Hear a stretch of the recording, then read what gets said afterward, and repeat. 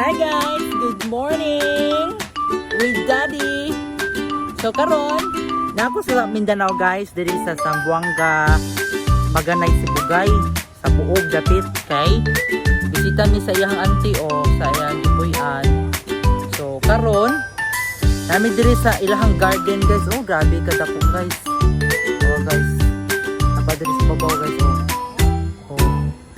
Kay mangita mig among isud-an ipamahaw. So karon na muna hunahunaan nga mag budget sa mi. So ari mi manguha sa yahang mga tinanom. So guys, so ang amo nakit-an guys, kita mi diri og kuan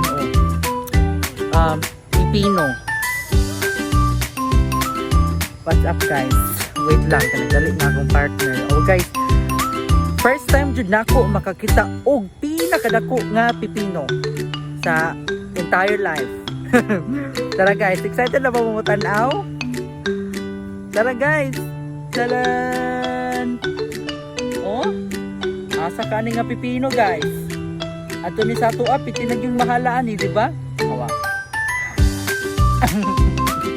Grabe buyag-buyag guys. Oh, sus.